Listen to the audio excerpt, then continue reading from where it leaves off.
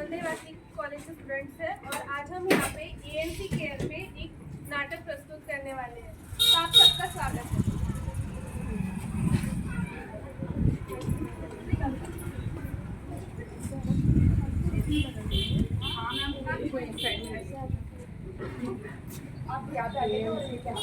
एक यहाँ बैठ जाइए मैम।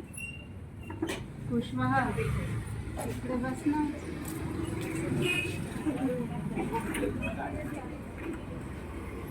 आओ आओ नाटक देखो, आओ आओ नाटक देखो, आओ आओ नाटक देखो, आओ आओ नाटक देखो। क्यों इतना चिल्लाते हो? काहे सबको बुलाते हो? ऐसा क्या तुम बतलाओगे? कैसा नाटक दिखलाओगे? नाटक मेरा बड़ा सही, बातें इसमें खूब नहीं। जो इन बातों को अपनाए तो अच्छा बच्चा पाए। आओ आओ तुम्हें सुनाए, आओ आओ तुम्हें सुनाए, माँ की एक कहानी बताए, माँ की एक कहानी बताए। कैसे कैसे वो जीती है, कैसे कैसे वो जीती है, क्या क्या पीड़ाएं सहती है, क्या क्या पीड़ाएं सहती है। सारे गम वो भूल है जाती, सारे गम को भूल है जाती, जब घर में संतान है आती, जब घर में संतान है आती। कैसे उसकी मदद करे हम, कैसे उसकी मदद करे हम, की हो पाए गम उसके गम, की हो पाए गम उसके गम। इसकी हेल्प करो। अरे बहू क्या हुआ आपको? देखो ना माँ जी, सुबह से चक्कर आ रहा है और घबराहट भी लग रही है। अच्छा चलो हम डॉक्टर के पास जाते हैं। सर क्यों तेरा चकराए या दिल डूबा जाए, आजा प्यारे पास हमारे, काहे घबराए, काहे घबराए। क्या हुआ है? डॉक्टर इसे 2 दिन से चक्कर आ रहे हैं। शादी को कितने दिन हुए हैं? शादी को 4 महीने हुए हैं और 2 महीने से इसे मासिक अवधि नहीं आई। ठीक है, तो पेशाब की एक जांच कर लेते हैं, उसमें पता चलेगा हमें कि निष्कर्ष क्या आता है। अच्छा सिस्टर, इनको लेके जाइए। जल्दी आपकी जांच करते हैं। मैं तो थक गई हूँ, रोज इसको कुछ न कुछ होते ही रहता है। ठीक है, टेंशन मत लीजिए, सब ठीक ही हो जाएगा।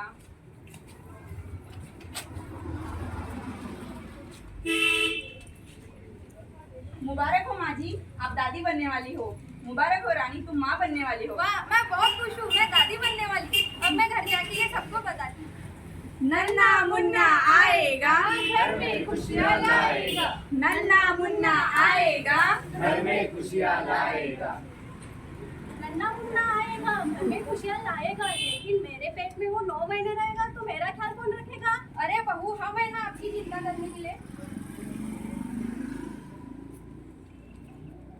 घर में बच्चा होना सिर्फ परिवार के सदस्यों की जिम्मेदारी नहीं है।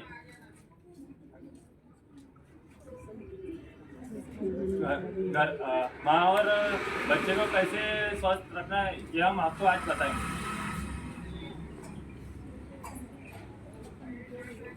पहले के 3 महीने माँ का पेट से पता होने का चलने पर पास के अस्पताल में पंजीकरण यादी करवाना जरूरी है। उसके लिए आधार कार्ड का होना भी बहुत जरूरी है।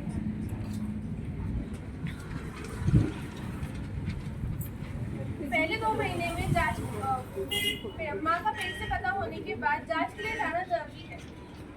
बच्चा होने का कम से कम 4 बार जांच के लिए जाना चाहिए। पहली बार दूसरे या तीसरे महीने में, दूसरी बार 6ठे महीने में, तीसरी बार 8ठे महीने में और चौथी बार 9वें महीने में। अभी जांच क्यों जरूरी है?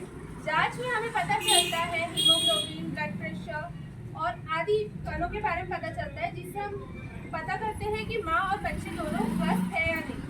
और सोनोग्राफी में हमें पता चलता है कि बच्चे दूध में बढ़ रहा है या नहीं, और जो पानी माँ के आसपास, बच्चे के आसपास रहता है वो सही मात्रा में है या नहीं। इसलिए माँ और बच्चे के स्वास्थ्य के लिए जांच के लिए नियमित रूप से समय समय पर आना जरूरी है।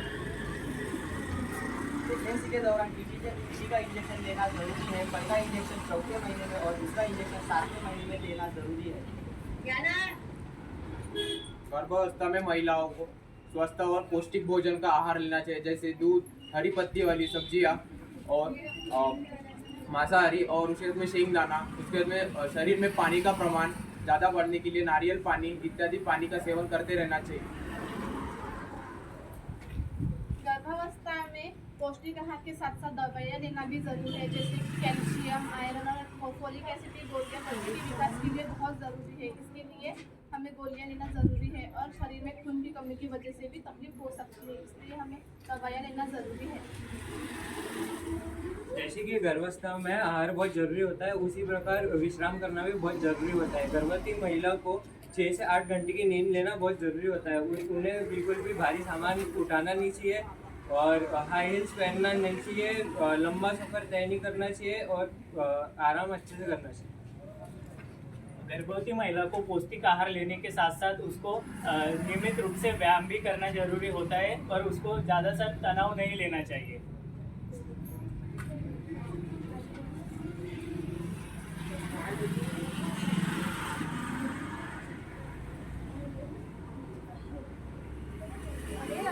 अरे क्यों रो रहा है? अरे बाबू उसे थोड़ा पानी पिलाओ। ना पानी उसे पिलाओ, ना मक्खन उसे खिलाओ, ना शहद उसे चटाओ, ना बोतल का दूध उसे पिलाओ। आखिर दे तो दे क्या उसे?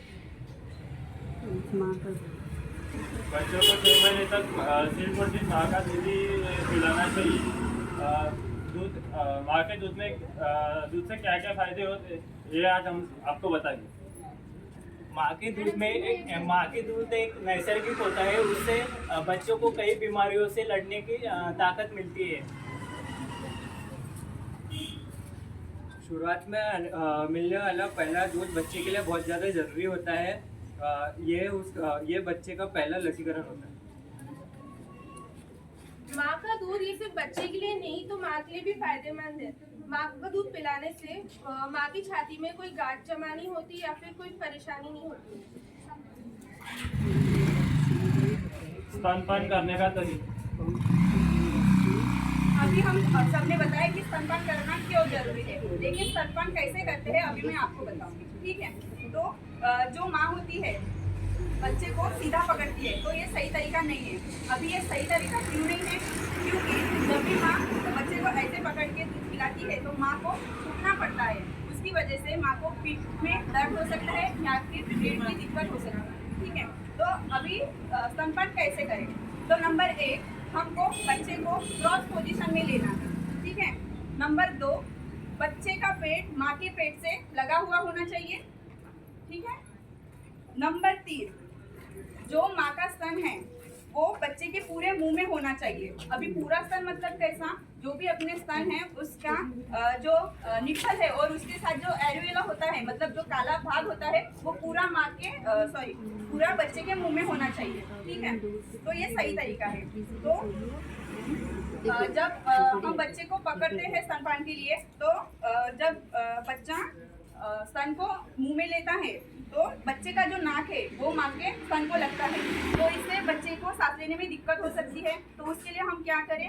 जो अपने हाथ की ऊपर वाली एक फिंगर है, उंगली है, वो ऊपर रखनी है, मतलब जो बच्चे का नाक है और अपना स्तन है उसके बीच में रखनी है, और जो नीचे की 2 उंगलियां हैं वो अंदर रखनी है। तो इससे क्या होगा? बच्चा से अच्छे से सांस ले पाएगा और जो आपके स्तन है उसको सपोर्ट मिल जाएगा, ठीक है।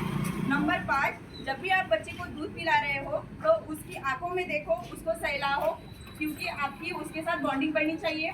उसका मतलब आपका प्यार उसके लिए दिखना चाहिए, इससे बच्चा अच्छे से अपना पेट भर पाएगा और अच्छा हो जाएगा। फिर कुछ महिलाओं की आदत होती है 5 मिनट एक स्तन का दूध पिला के दूसरे स्तन का दूध देना चालू कर देते हैं, लेकिन हमें ऐसा नहीं करना चाहिए। अभी ऐसा क्यों नहीं करना चाहिए? जो अगर आपने 5 मिनट ही दूध पिलाया तो जो पहला दूध होता है उसमें बस पानी की मात्रा बहुत ज़्यादा होती है और बाद में जो भी पौष्टिक पदार्थ होते हैं दूध में वो बाद में आते हैं। तो बस 5 मिनट का ब्रेस्ट फीड आपको नहीं करवाना है। उसके बाद स्तनपान होने के बाद बच्चे की पोजीशन को आपको मतलब बच्चे को सीधा करके कंधे पे रखना चाहिए और उसके बाद उसको सहलाना चाहिए। ऐसा आपको 20 मिनट तक पकड़ के रखना है और बच्चा जब तक डकार ना ले तब तक उसको नीचे नहीं करना है। कुछ महिलाओं की आदत होती है बच्चों को सोते समय दूध देने की, लेकिन ये सही नहीं है, क्योंकि अगर बच्चों को डकार नहीं आती तो बच्चा दूध की उल्टी कर सकता है और वो नाक में जा सकता है और बच्चे के हेल्थ को धोखा हो सकता है। जैसे गर्भावस्था में पौष्टिक आहार की आवश्यकता होती है, वैसे बच्चा पैदा होने के बाद भी पौष्टिक आहार की आवश्यकता होती है, जैसे दूध, अंडे और मेथी के लड्डू का सेवन करना चाहिए। और बच्चों का टीकाकरण अवश्य करना चाहिए और 2 बच्चों के बीच में 3 साल का गैप रखना चाहिए। उसके वजह से माँ और बच्चों की सेहत अच्छी रहती है।